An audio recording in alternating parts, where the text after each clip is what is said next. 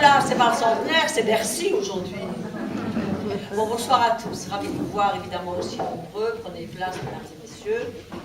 Voilà, deux ou trois petites choses à vous dire. Je voudrais d'abord remercier Monsieur l'échevin des affaires sociales et de la culture, Monsieur Francis Bécart, grâce à qui nous avons donc cette salle.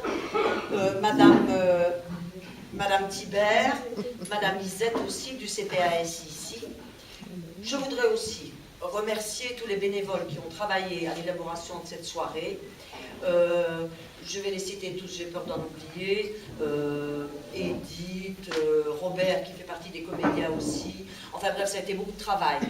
Ça a été beaucoup de travail, et donc Edith, Robert, il m'en manque plein, mais bon, Jimmy pour le son, Lorenzo qui s'occupe de faire aller la musique.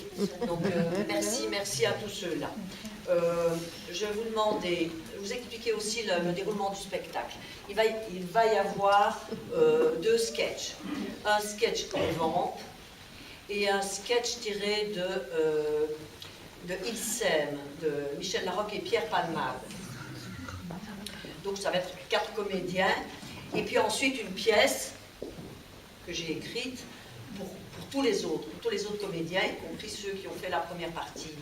Je voudrais vous dire aussi, même si ça va en choquer, ça en a déjà choqué certains, ce ne sont pas des amateurs, mais ce sont des débutants. Ça veut dire que ce sont des comédiens en herbe, des comédiens qui commencent à travailler.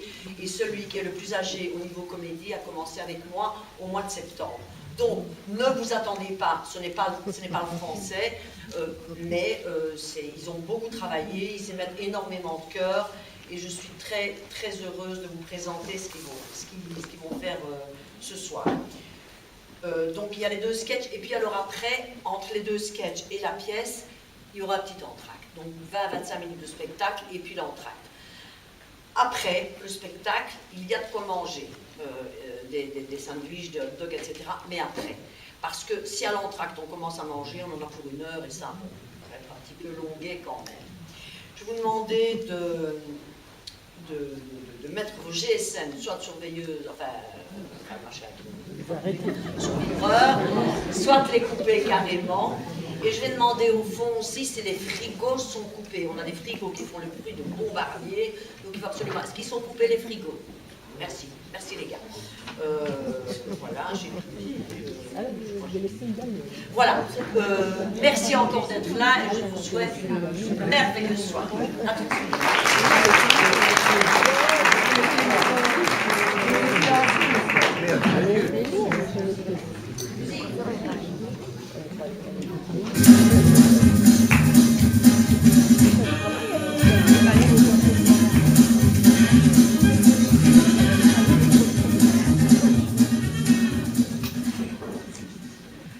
Oh, dis donc, c'est formidable ça. Quoi?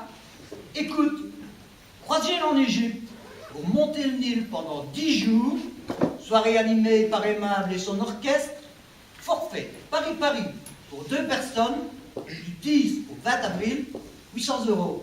T'entends, chérie? Ouais, 800 €, c'est pas très cher.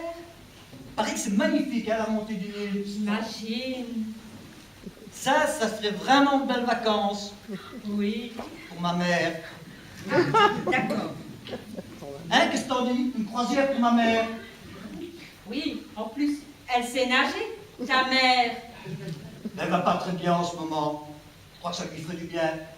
Oui, et puis ça changerait de la montagne. Parce que tu l'envoies bien en février à la montagne, non? Avec Madame Vercors. Ah, mais tiens, elle pourrait y aller aussi avec Madame Vercors à la montagne. Elle s'arrange très bien, toutes les deux. Remarque, nous aussi, on s'entend bien, hein? Tu sais bien qu'avec le magasin, nous, on ne peut pas partir en Égypte. Oui. En avril. Oui, puis juillet, août, c'est les collections. Septembre, octobre, c'est la rentrée. Les fêtes, ça, je n'en parle même pas, hein. Janvier, février, ce sont les soldes. Mars, la collection printemps. Il reste avril. Tu sais bien qu'avec le magasin, on ne peut pas. Je sais. Eh oui, je viens de te le dire. Tu vois, c'est marrant, hein. Il y a des femmes qui rêvent d'être astronautes, ou Marie Curie, ou Claudia Schiffer, Moi, je rêve d'être Madame Vercors. Comme ça, je partirai 6 mois sur 12. Avec ta mère, d'accord, mais en vacances quand même. Tu vois? Qu'est-ce qu'il y a avec ma mère? Tu me reproches de trop m'occuper d'elle, c'est ça? Je te rappelle qu'elle sort de dépression et elle est très fragile en ce moment. Alors là, ces dépressions, ça la fragilise tellement qu'elle a tendance à déprimer après. On ne voit pas trop comment elle va pouvoir s'en sortir. Elle a un planning assez bien organisé. Elle se débrouille très bien pour que ça ne tombe jamais en même temps. Comme ça, elle a bien le temps de déprimer et ensuite elle a bien le temps de bronzer. C'est d'ailleurs la déprimée la plus bronzée que je connaisse.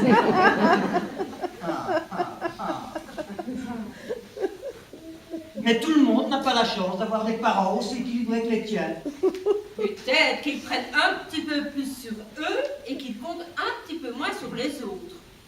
C'est peut-être un peu plus facile d'avoir le moral à 2 dans 300 mètres carrés à Nufoche que seul dans un 2 pièces à Clichy. Mais je peux me tromper. Je suis vraiment désolée que mes parents ne nous posent pas de problème d'argent. Tant mieux pour eux s'ils ne savent pas ce que c'est que d'avoir à remonter la pente. Ils ne sauront pas non plus ce que c'est que de remonter le Nil. Ah d'accord. Alors tes parents, en avril, sont dans leur villa, en Camargue, tu sais, avec leurs chevaux, leur maître d'hôtel. Alors, s'ils veulent faire l'échange avec ma mère et s'envoyer tous les soirs aimable et son orchestre, on peut peut-être leur proposer l'échange. En plus, je crois que tes parents, ils adorent ma mère. Doucement. Bon, alors, je vois très bien où tu veux en venir, mais moi, pas ce soir. Je ne suis pas en genre.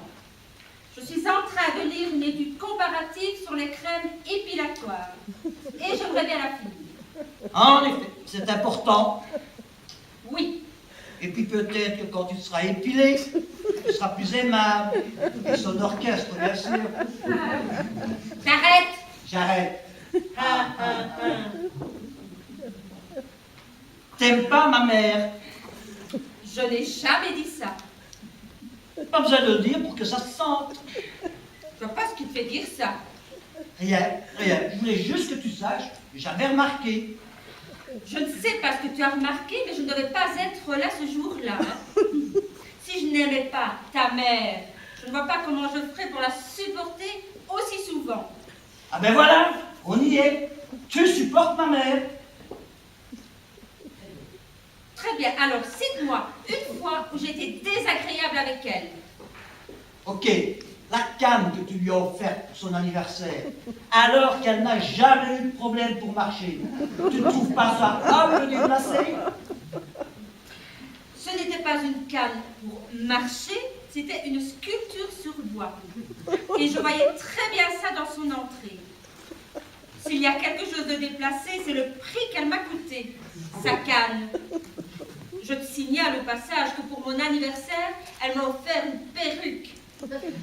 À ce moment-là, je ne sais pas trop comment je dois le prendre. C'est un cadeau à la hauteur de ses moyens. Une très jolie perruque en plus. Très. Tu préfères que je l'accroche dans l'entrée ou au rétroviseur de la voiture? De toute façon, rien que fait ma mère n'est bien. Elle t'aurait offert une rivière de diamants, ça ne t'aurait pas plu non plus. Faux. Bizarrement, j'aurais préféré. À propos, ce qu'elle est devenue cette perruque? Je l'ai mise au coffre. Je ne la sorte que pour les grandes occasions. T'arrêtes? J'arrête. Moi, j'aime beaucoup ta mère. Normal, j'ai des parents formidables. Non, je parlais de ta mère. Et ce serait quoi le problème avec mon père? Mon redressement fiscal, c'est lui quand même. Faut être un peu tordu pour venir contrôler son gendre, non? N'exagère pas, à ce moment-là, on ne se connaissait même pas. C'est d'ailleurs grâce à ce contrôle qu'on s'est rencontrés. Ouais, chère la rencontre, hein? Tu exagères. À ce moment-là, il ne pouvait pas savoir qu'il allait être ma fille avec qu'elle allait être ma femme. Enfin, qu'on allait se marier, quoi, tu m'as comprise. Oui, enfin, tu ne monteras pas l'idée que ton père est tordu. Cadeau de mariage, une agrafeuse.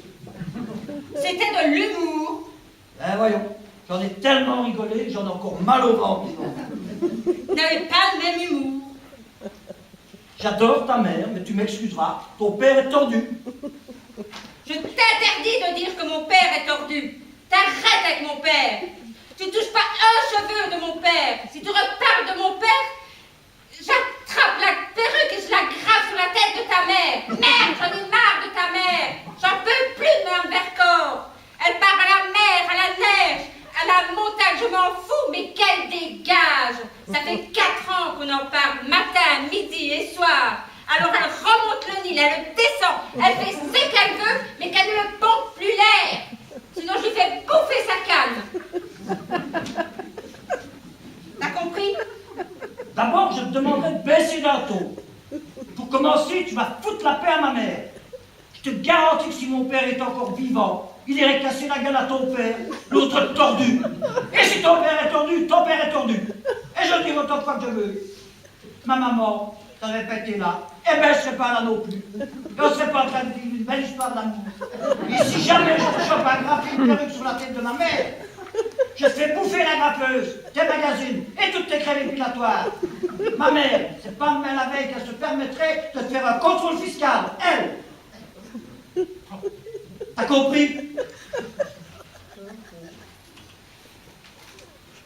Je crois qu'on devrait éviter de parler de nos parents. J'ai l'impression que ça nous énerve.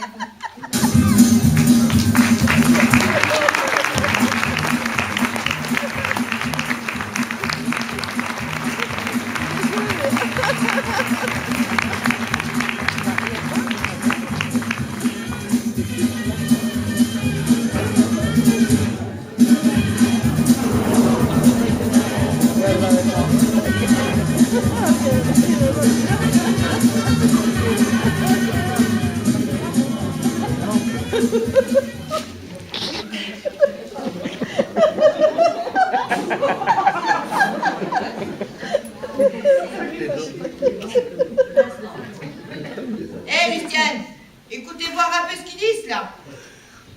C'est vendredi soir que les policiers ont retrouvé dans le réfrigérateur de Gilbert Lagan les restes congelés et coupés en morceaux d'une jeune fille de 24 ans. Gilbert Lagan a d'abord affirmé que les morceaux de viande provenaient des restes du méchoui organisé lors du mariage de sa sœur. C'est alors qu'en fouillant dans la poubelle, les policiers ont retrouvé la tête de la victime, la bouche ouverte, semblant vouloir dire « au secours, aidez-moi ». Oh ben tiens, il y a les conseils de santé de Rita Zaraï. Mesdames, pour supprimer la culotte de cheval, mangez de l'avoine. Tiens, c'est bizarre ça, écoutez voir un peu. Un voleur allemand se fait mort par un berger arabe. Il doit y avoir une infusion quelque part. Oh, encore un attentat contre une femme seule. Ça vous fait pas peur, ce Gisèle? Moi, j'y pense souvent, hein? Ça ne va pas de vous mettre des idées pareilles dans la tête? Ben, regardez cette pauvre Madame Lebranchu. Elle s'est fait bousculer par un voyou qui voulait lui voler son sac à main. Et ben depuis, elle... Eh ben tant pis pour elle. Elle l'a bien cherché. Vous n'allez pas me dire quand même. Celles-là qui sont attentées, c'est qu'elles le veulent bien, hein? Avec les mini-jeux, les bas coutures. Vous ne croyez pas qu'elles le font exprès? Oh ben, oui. Alors? Oh ben, oui. Alors, nous aussi on pourrait se faire attenter. Et tous les jours même. Ah bon? Ben oui, seulement on se respecte. On a notre fierté. Tiens, par exemple, moi, si je voulais qu'on m'attende, je remonterais là, je raccourcis ici, et hop, le tour est joué. Je suis attentat. Enfin, faut pas rêver, hein? Et cette pauvre Madame Lebranchu, elle a eu sa chance, et puis elle l'a laissé passer. Ben tant pis pour elle. À nous de pas laisser passer l'anneau. Et puis c'est tout. C'est vrai, quoi. Il faut se tenir prête, hein. Féminine, coquette. Vous avez raison, Gisèle. Et demain, je me fais un masque. Un masque. Oui, un masque au porou. Il paraît que c'est vitrifiant. Et puis, il y a sur concombre encore qui est bien. Et sur carottes aussi. Et on avait aussi, non? On a qu'à faire une grosse soupe de légumes, genre minestrone, et puis hop, c'est fait, hein. Eh bien, c'est ce que je vais me faire demain, pour être belle, pour aller à Paris. Eh ben, ça va être quelque chose. Parce que ça y est, je me suis inscrite avec le club. Hein? Ben oui, je pars à Paris. Ces rues illuminées, ces faubourgs animés, sa faune bigarrée. Eh non, ça suffit, hein, vous n'allez quand même pas nous réciter le prospectus quand même. Et puis alors, on va aller visiter les égouts. Et puis les catapompes. Et puis on va prendre le RER. Là, vous avez raison de prendre l'horaire, comme ça vous serez à l'heure. Oh, mais le club, ils sont bien organisés, hein. Organiser le club? Non, mais vous voulez rire ou quoi? Si c'est comme l'année qu'on a fait du camping en 76, l'année de la canule. Non, merci. 45 degrés à l'ombre, sans eau. On n'avait que du Beaujolais. Pratique le Beaujolais, hein, pour se laver. Ah oui, mais le club, c'est pour les activités qui sont bien organisées. Tenez, moi, je viens de terminer mon 3e collier de nouilles. Oui, c'est vrai, le club pour les activités, c'est pas mal. Au yoga, je suis contente. Je viens de terminer le grand écart. Ben, c'est l'heure que j'y aille. J'attaque le poirier. Oh, mais regardez un peu tout l'homme malade qui nous arrive là. Mais ça a l'air contagieux. Vous avez vu celui-là? Oh, Avec cette pustule, il est tout boursouflé. on dirait du foie de veau. Mais il faut quand même pas nous les installer là. Et si on mangeait? Ça, c'est une bonne idée. C'est une bonne idée. Allez, on va aller manger.